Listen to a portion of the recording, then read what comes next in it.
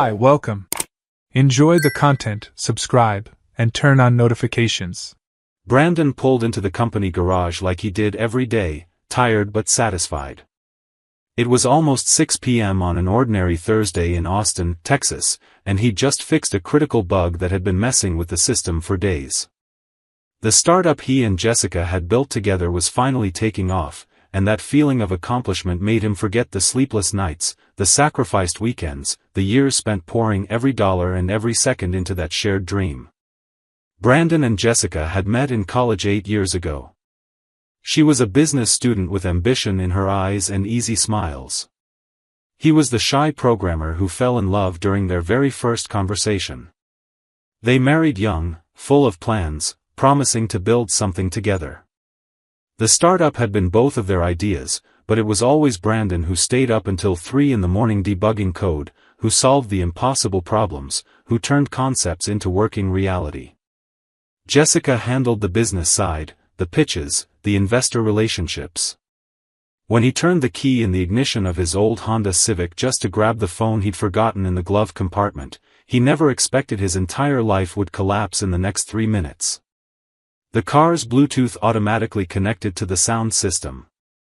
Brandon was about to turn it off when he heard Jessica's voice coming through the speakers with that unnerving clarity only modern technology can provide.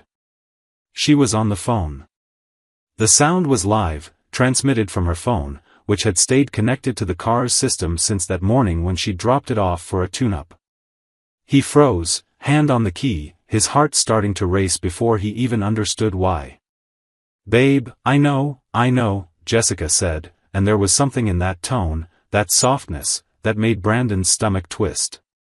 It was the way she used to talk to him in the early years of their marriage, that low, intimate laugh of someone sharing secrets. "Just a few more weeks and we can finally be together without hiding. I promise." A man's voice replied from the other end, equally affectionate and familiar. Brandon recognized it instantly. Trevor Nichols. The investor in his 40s, with perfectly groomed gray hair and $3,000 suits, who'd poured $2 million into their company 3 months earlier after a brilliant pitch Brandon had prepared alone for 2 straight weeks. "You said that last month, Jess. When are you finally going to find the guts to get rid of that dead weight?" Dead weight. The words echoed in Brandon's mind like a slap. Jessica sighed, that theatrical sigh she used when she wanted to seem overwhelmed. "Trevor, you know it's not that simple. Brandon is useful. For now. But as soon as we lock in the next funding round and I finalize those contracts I'm negotiating under my name, I can cut him out completely. He won't even know what hit him until it's too late. And what will he get in the divorce? 10, 15%? Crumbs? If that much. My lawyer, the one you recommended, said that with how I've restructured everything over the past few months, I can easily walk away with 85% of the company. Brandon's just the tech brain, Trevor. He doesn't understand anything about business or legal paperwork. The idiot signs everything I put in front of him without even reading it. He's always trusted me blindly, like an obedient little puppy." Her laughter rang through the car speakers. To Brandon, it sounded like glass shattering against concrete. He felt physical nausea rising in his throat. "You're terrible, you know that?" Trevor said, but his tone was pure approval, almost admiration. "That's why I love you. Ruthless. No sentimentality. I learned from the best, darling," Jessica purred. "Now stop stalling and get over to the hotel. Room 412, same suite as always. Brandon's going to work late again, like he always does. The useful nerd doesn't suspect a thing. He'll probably sleep here in the office again, like he did last Tuesday." The call ended. The silence that filled the car was absolute, heavy, suffocating. Brandon sat completely still, his hands gripping the steering wheel so tightly his knuckles turned white. His mind raced frantically. How long? 3 months since Trevor came on as an investor? Had it started before that? How much of the company he'd built line by line of code was already legally in her name? How many nights had he spent coding alone while Jessica was with another man? He remembered the past few weeks, Jessica coming home late, saying she had business dinners. Weekends she spent visiting potential clients in other cities. The times she'd insisted he sign documents quickly, saying they were just bureaucratic formalities she'd already reviewed. God, how blind had he been? How had he not seen it? He looked up through the windshield at the building. Second floor, lights on. The startup occupied half that floor. Jessica was up there now, probably getting ready, touching up her makeup, choosing which perfume to wear for her meeting with Trevor.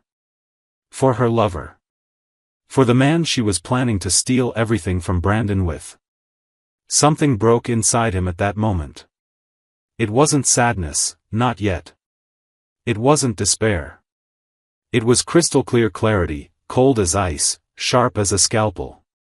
Pure rage distilled into absolute focus. Brandon got out of the car. He took the stairs instead of the elevator because he needed those extra minutes to process, to decide exactly what he'd say, how he'd handle this. His legs climbed the steps automatically while his mind replayed every word he'd heard, every inflection in her voice, every laugh shared with Trevor. When he pushed open the office door, he saw Jessica in front of the small mirror near reception, touching up her lipstick. She was wearing the navy blue dress Brandon had given her for her last birthday, the one that cost more than he could afford at the time, but he'd bought it anyway because he wanted to see her happy. She'd said she was saving it for special occasions. Apparently, secret rendezvous with lovers qualified perfectly. Brandon. She turned, startled, hand flying to her chest. But the surprise lasted only half a second before she rearranged that perfect, practiced smile she used with clients and investors. I thought you were staying late to finish that implementation. Don't you still have that code to review before Monday's presentation? I was leaving, he said, keeping his voice completely flat, neutral. But I forgot my phone in the car. When I went to get it, the Bluetooth connected automatically. He saw it. Saw the exact moment she understood. Her smile faltered, her eyes widened for a split second, her breath caught. But Jessica was good, Brandon had to admit that. She was very good. The Bluetooth? She forced a laugh, trying to sound confused, buying time. What about the Bluetooth? I don't get it. You were on the phone. With Trevor. Discussing how to steal the company from me, how to leave me with nothing in the divorce, how I'm a useful idiot who signs anything without reading it. Brandon stepped into the office. His voice remained calm, but there was steel beneath it. I heard every word, Jessica. Every single word. Her face cycled rapidly through emotions, pallor, flush, shock. And finally, after 5 very long seconds during which she clearly weighed every possible denial, something shifted in her expression. The masks fell away. What remained was cold, calculating. Fine, she said at last, tossing her purse onto the conference table hard enough to make it echo. You want to do this now? Let's do it. No more games. How long, Jessica? What difference does it make how long? She crossed her arms, defensive posture but aggressive eyes. Will it change anything? How long? Brandon raised his voice for the first time in years of marriage, maybe the first time since they'd met. You owe me at least that. How long have you been cheating on me? 6 months. Since Trevor showed interest in investing in the company. She threw the words like stones. And before you play the martyr and innocent victim, let's be brutally honest here, Brandon. Our marriage was already dead long before that. Years. Dead? He felt something crack in his chest. I loved you, Jessica. I worked through entire nights and mornings to build this, to build our future. I sacrificed sleep, health, everything. You sacrificed for your own ego. Jessica shouted back, years of resentment spilling out unchecked. It was always about your brilliant code, your genius vision, your obsessive passion for perfect technology. I was just the woman in the background closing contracts you considered menial work, smiling at boring investors, doing all the real dirty work while you played the misunderstood programming artist. Played? Brandon stepped forward, incredulous. I built this company line by line. Every feature, every innovative algorithm, every technical solution that got investors like Trevor interested, that was all me. Mine. And it'll rot with you. Alone. Because guess what? Jessica grabbed her purse and walked to the door, stopping strategically beside him, close enough for him to catch the expensive perfume she was wearing.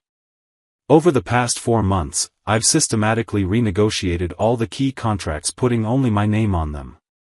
I filed the core patents with my signature as sole inventor.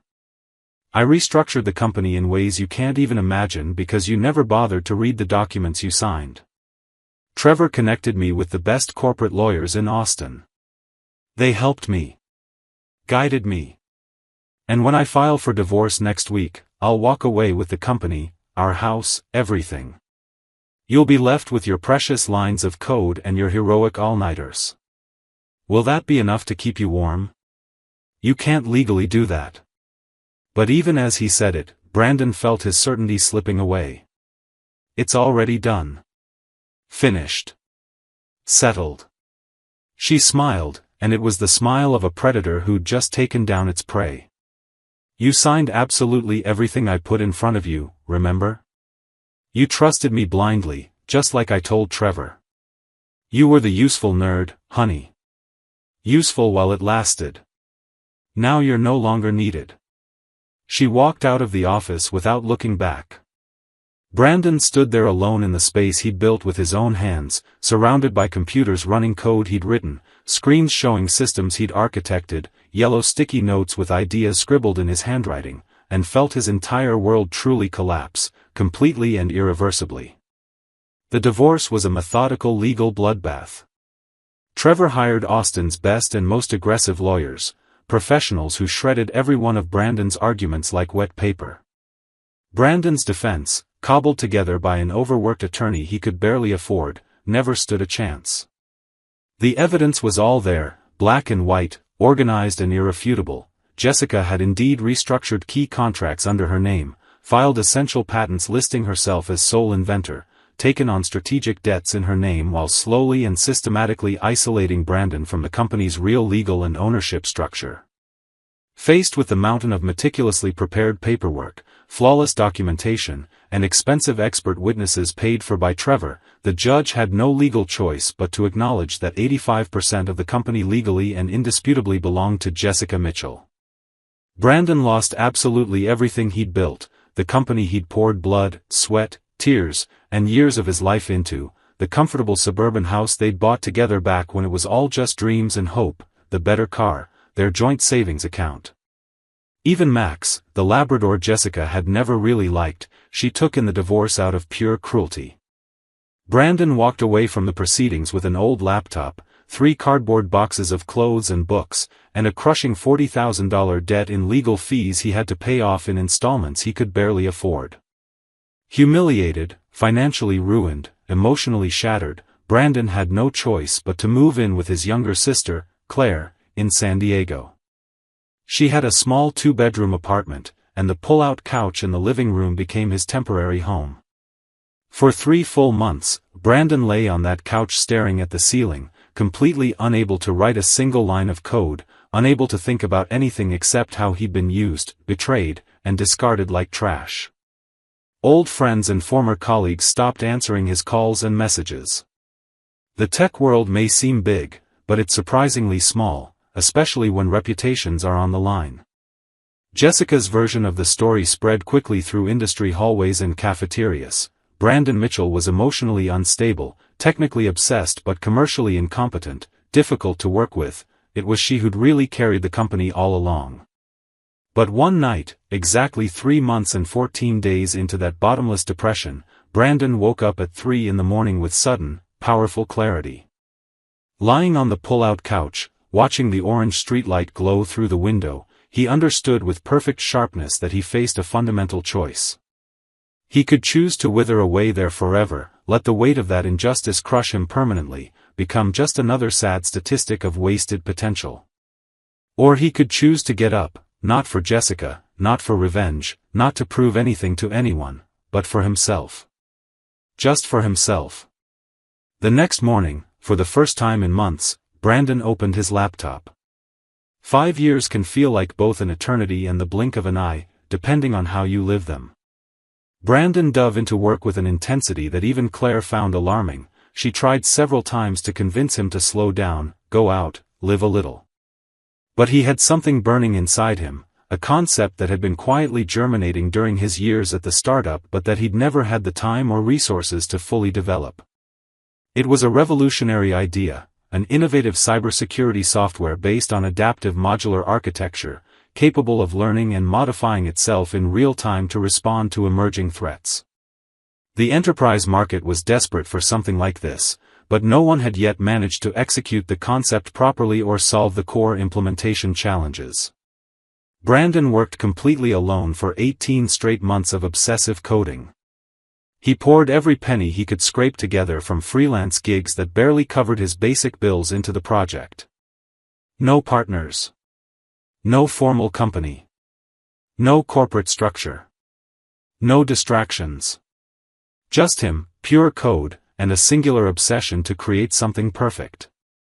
When he finally presented the working prototype at a tech conference in San Francisco, the reaction was instant and spectacular.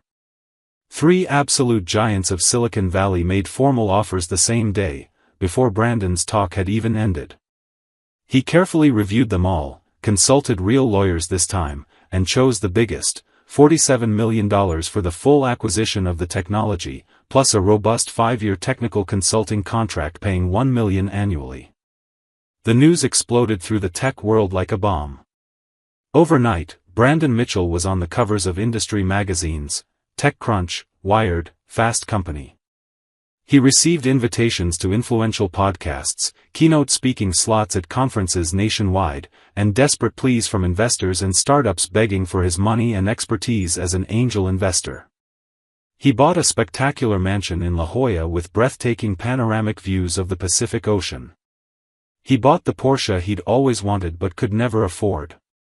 He traveled through Europe and Asia, places that had previously existed only in magazine photos. Most importantly, he meticulously rebuilt his reputation and his dignity. While Brandon's star rose meteorically, Jessica and Trevor plummeted in freefall. Without Brandon's real technical talent, without his genius for solving complex problems, the startup began to systematically crumble. Critical bugs no one else could fix piled up.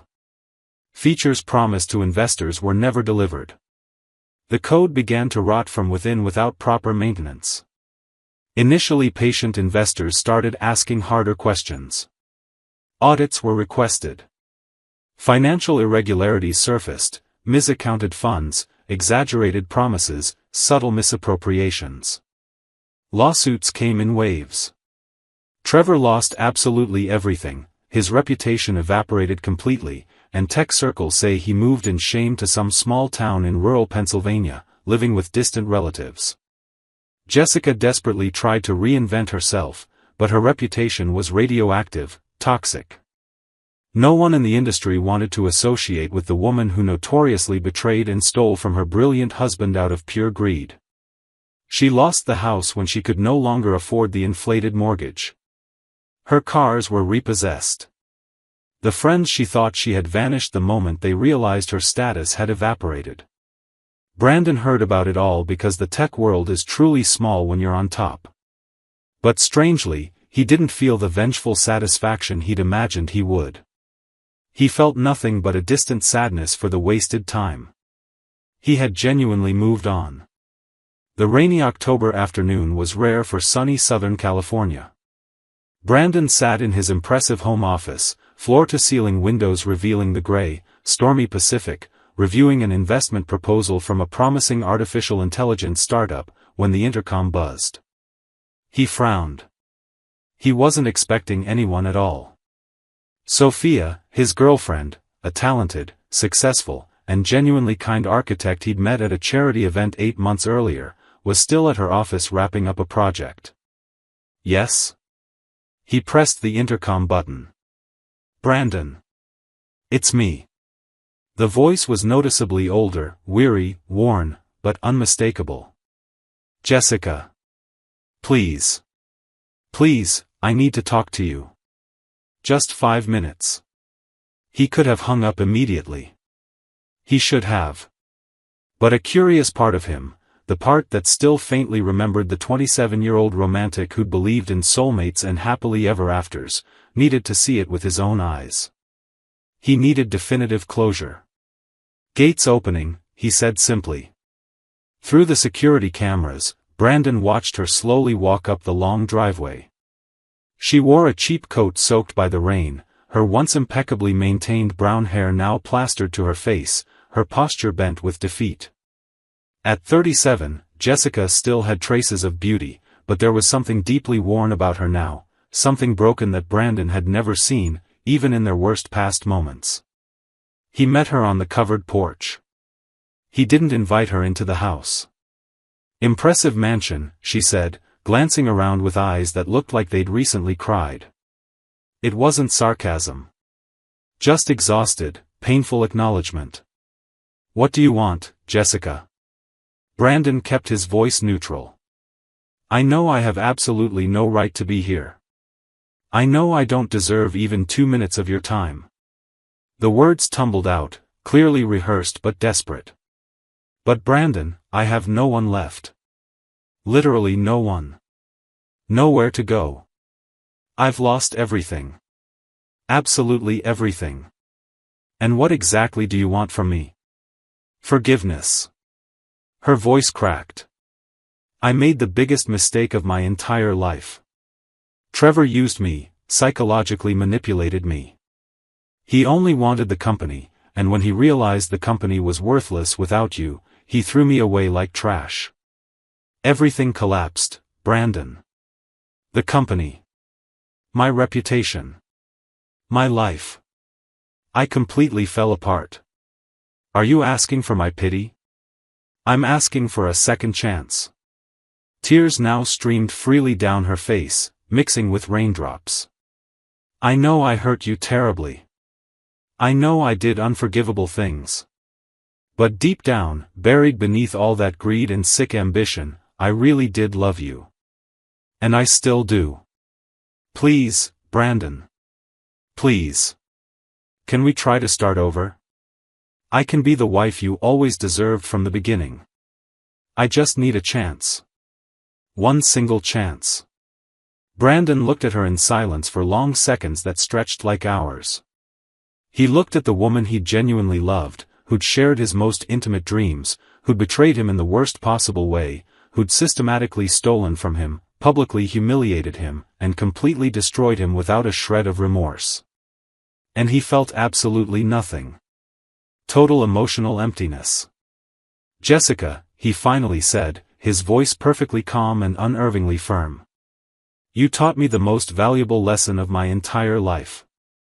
You taught me that trust is the most precious and fragile thing between two people, and that when it's broken like this, there's simply no fixing it. You taught me that some people see others only as disposable tools, means to selfish ends.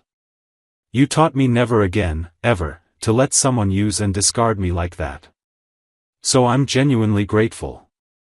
Thank you for that brutal lesson. Brandon, please, I beg you. 5 years ago, you systematically took everything from me. Every single thing I'd built with my own hands, every dollar I'd saved, every dream I'd nurtured. You left me literally with nothing and cruelly laughed in my face while doing it. Remember? Useful nerd. Unnecessary dead weight. Do you remember calling me that perfectly? Jessica covered her face with both hands, sobbing uncontrollably. Now you show up here, after losing everything you stole from me, after everything collapsed exactly as I warned it would, and what exactly do you want? For me to be your convenient safety net?